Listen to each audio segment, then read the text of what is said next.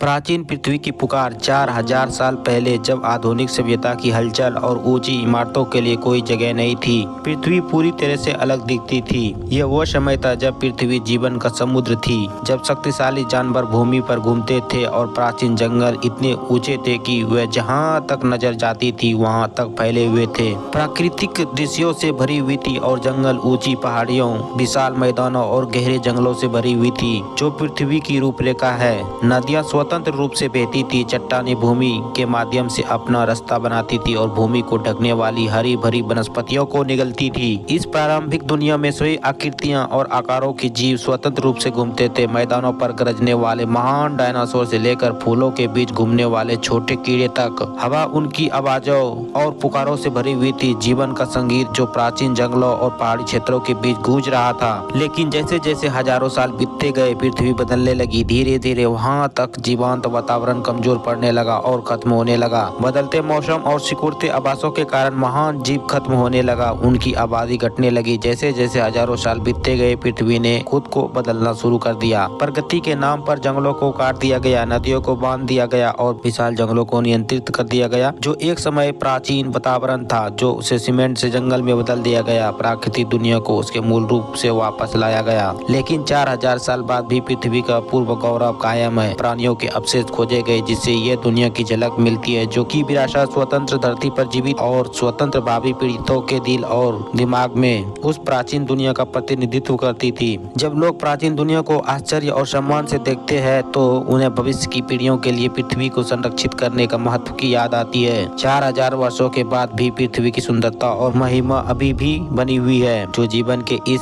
नाजुक प्राणी पर प्राचीन दुनिया की नियंत्रण शक्ति की एक प्रतीक है।